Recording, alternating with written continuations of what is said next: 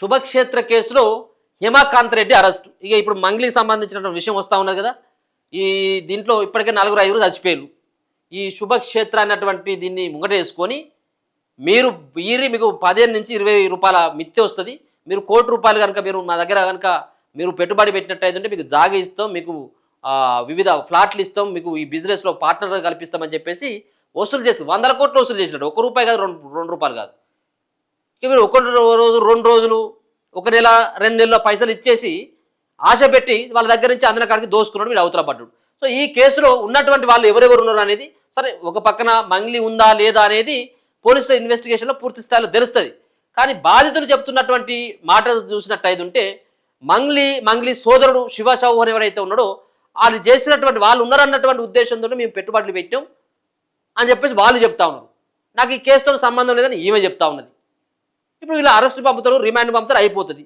వీళ్ళు ఎక్కడెక్కడ ఆస్తులు కొన్నారు, ఎక్కడ ఏ ఫ్లాట్లు కొన్నారు, ఎక్కడ ఏ కంపెనీలు పెట్టిళ్ళు, ఏ బినామీల మీద వీళ్ళు పెట్టుబడులు పెట్టిళ్ళు, ఏ బినామీలతో పెట్టుబడులు పెట్టించిళ్ళు, ఈ అంత అంశం కూడా తెర మీదకి రావాలా, బాధితులకు న్యాయం జరగాలి. మొన్న రీసెంట్ 2-3 డేస్ బ్యాక్ కూడా చచ్చిపోయింది ఒక వ్యక్తి. ఇప్పుడు అప్పులలోకి ఏం చెప్పాలి, ఎందుకంటే ఎక్కువ ఇంట్రెస్ట్ వస్తుంది కాబట్టి ఏం చేస్తారంటే సో దగ్గర ఉన్నటువంటి వ్యక్తులతో బంధువులు, అక్కన భావన చెల్లెన లేకపోతే ఇంకెవరో దగ్గర నుంచి అప్పులు మనం తీసుకొస్తూ ఉంటాం. ఎందుకంటే ఎక్కువ మిత్తి వస్తుంది కాబట్టి వస్తుంది కావచ్చు అన్నటువంటి ఆశతో. ఇప్పుడు వాళ్ళు ప్రెషర్ చేస్తూ ఉంటారు, వాళ్ళ ఇంటికి వీళ్ళు పోరు, వీళ్ళ ఇంటికి వాళ్ళు రారు, ఫంక్షన్ లేవు, ఏది లేదు, కొట్టుకున్న కాడికి పోతే లొల్ల కాడికి పోయింది. సో మొత్తం అంతా ఈ వ్యవహారం అంతా కూడా ఇదే జరుగుతూ ఉంటే మధు నుంచి మంగ్లీ ఖాతాకు 25 లక్షలు పోయినాయట. ఇక చెప్పాలి మంగ్లీ గారు, మీరు దీనికి సమాధానం చెప్పాలి. మంగ్లీ ఖాతాకి ఇప్పుడు మధు ఎవరో నాకు తెలియదు అన్నది, మధుకు నాకు సంబంధమే లేదని చెప్పింది, వాడు ముఖం ఎట్లుంటుందో తెలియదని చెప్పింది, వాడితో నాకేం సంబంధం అని చెప్పింది అన్నది. మరి మధు నీకు సంబంధం లేకపోతే నీ ఖాతాకి 25 లక్షల రూపాయలు ఎట్లా వచ్చినాయి సార్? దాని తర్వాత 20 లక్షలు మళ్ళీ కొట్టిందట ఇటు. మరి ఇంకా 5 లక్షలు ఆమె ఏం చేస్తుంది, మరి ఏం దేనికోసం ఉంచుకున్నో తెలియదు, మనకు సంబంధం లేదు. కానీ సార్ ఏదేమైనప్పుడు కూడా నీ ఖాతాకు మధు 25 లక్షలు వేస్తే ఈ నాకెందుకు అని చెప్పేసి అనాలి కదా నువ్వు. అంటే నీకు ఏ సంబంధం లేకు, మరి నాకెందుకో రాలేదు మరి 25 లక్షలు నీ ఖాతాకి ఎందుకు వచ్చినాయి అంటే మీకు సంబంధించినటువంటి బిజినెస్ పార్ట్నర్లా లేకపోయినట్టయితే కుటుంబ రిలేషన్సా, మాకు సంబంధం లేదు. కానీ ఎందుకు వచ్చినాయి మధుకు సంబంధించినటువంటి అకౌంట్లోకి వెళ్ళింది ప్రధానమైనటువంటి ప్రశ్న. నీకు తెలియనటువంటి వ్యక్తి దగ్గర నుంచి నీ ఖాతాకి 25 లక్షలు కొడితే దాని తర్వాత 20 లక్షలు ఎందుకు కొట్టాల్సినటువంటి అవసరం ఎందుకు వచ్చింది? దీనికి సమాధానం చెప్పాలి. శుభక్షేత్ర కేసులో హేమకాంత్ రెడ్డి అరెస్టు, అతనిని విచారిస్తే కీలక సమాచారం తెలిసే అవకాశం. రమావత్ మధుకు ముగిసిన పోలీస్ కస్టడీ. మధు నుంచి మంగ్లీ ఖాతాకు 25 లక్షలు వెళ్ళినట్టు గుర్తింపు, అందులో 20 లక్షలను ఆమె తిరిగి ఇచ్చినట్లు సమాచారం. హైదరాబాద్లోని శుభక్షేత్ర ప్రైవేట్ లిమిటెడ్ పేరుతో అమాయకుల నుంచి కోట్ల రూపాయలు కొల్లగొట్టిన కేసులో మరో ప్రధాన నిందితుడు హేమకాంత్ రెడ్డిని సైబరాబాద్ ఈఓడబ్ల్యూ పోలీసులు అరెస్టు చేసిండ్రు.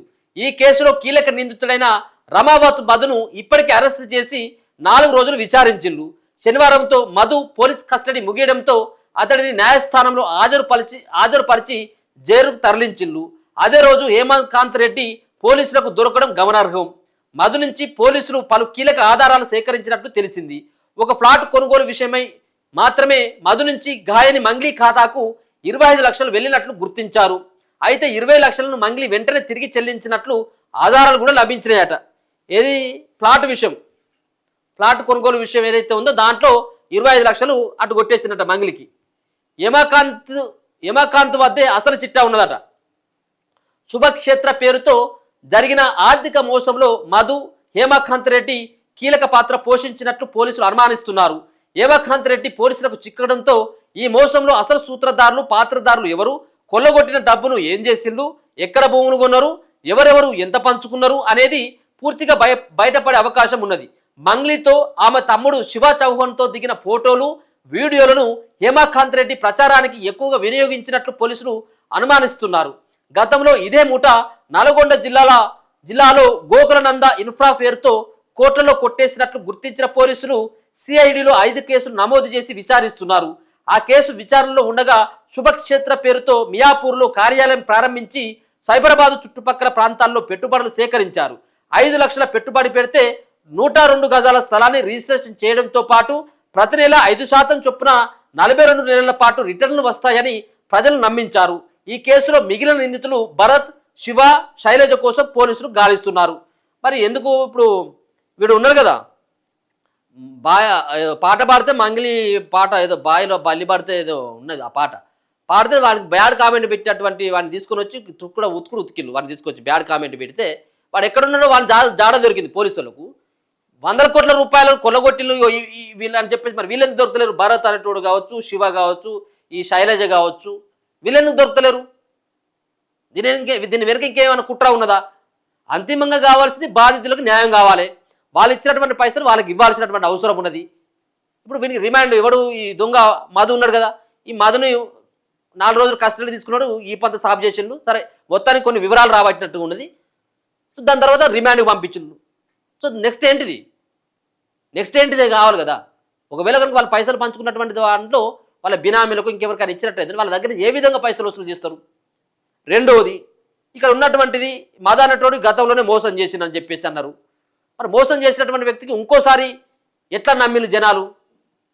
మంగ్లీని చూసి నమ్మిల్లా, మంగ్లీ పక్కనే ఉన్నటువంటి వాళ్ళ తమ్ముడిని చూసి నమ్మిల్లా, లేకపోతే మంగ్లీ వీళ్ళ ఇంటికి వస్తాంటే పోతాంటే నిజంగానే ఈ సంబంధించిన బిజినెస్లో ఈమె యొక్క పాత్ర కూడా ఉన్నదని చెప్పేసి బలంగా నమ్మించుకునేందుకు అట్లా వాళ్ళని ఆమెను తీసుకొని వెళ్ళి అక్కడ దానిక ఇదంతా కూడా వెలుగులోకి రావాల్సినటువంటి అవసరం ఉన్నది. ప్రాణాలు పోయేంత వరకు వచ్చింది ఇప్పుడు అంతా కూడా. కోట్ల రూపాయలు అని చెప్పి ఎవరు అడిగినా కానీ నీ కోట్లు అంటాను, లక్షలు అంటా ఉన్నారు వాళ్ళంతా కూడా పెట్టుబడి పెట్టి. సో మొత్తానికి మధు ఖాతా నుంచి మంగ్లీ ఖాతాకు 25 లక్షలు పోయినాయి. దాంతోపాటు ఈ యొక్క హిమకాంత్ రెడ్డిని అరెస్ట్ చేసిండు. సో మధును విచారిస్తేనే ఈ సంబంధించిన వ్యవహారం బయటపడ్డది. ఇక హిమకాంత్ రెడ్డికి మంగ్లీకి ఉన్నటువంటి ఈ యొక్క బిజినెస్ సంబంధాలు ఏంటి, అసలు మంగ్లీ ఎప్పుడు ఎంటర్ అయింది దీంట్లోకి, అసలు మంగ్లీ ఉందా లేదా, లేకపోతే మంగ్లీ తెలియకుండా వాళ్ళ తమ్ముడు ఏమైనా చేసిందా దీంట్లో? మధుకు అలాగే మంగ్లీ తమ్ముడికి శివ అనేటువంటి వ్యక్తికి ఇద్దరికి గతంలో రిలేషన్ ఉందా? వీళ్ళిద్దరు కలిసే మంగిని ముంగడ పెట్టేసి ఆమె పేరును వాడుకొని వీళ్ళేమని ఇంకా వెనక నుంచి దందాలు చేసిల్లా? సో ఇదంతా కూడా బయటకు రావాల్సినటువంటి అవసరం ఉంది. మొత్తానికి హిమకాంత్ వద్దే అసలు చిట్టా ఉన్నట్టుగా తెలుస్తూ ఉన్నది. ఇక 2 రోజులు కనుక కస్టడీ తీసుకొని సార్ను కూడా ఉతికినట్టు అయితే అసలు విషయాలు బయటకు వచ్చేటువంటి అవకాశం కనబడతా ఉంది. చూద్దాం ఆ కేసు ఎంత దూరం పోతుందో.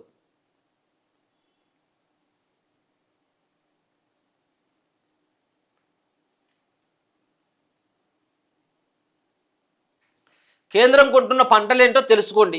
ఎంఎస్పీ రాష్ట్ర ప్రభుత్వ పరిధిలోనిదే కాదన్న విషయం జ్ఞానం లేకుండా మాట్లాడడం సరికాదు. కేంద్ర మంత్రి బండి సంజయ్కి లేఖ రాసిండు తుమ్మల నాగేశ్వరరావు.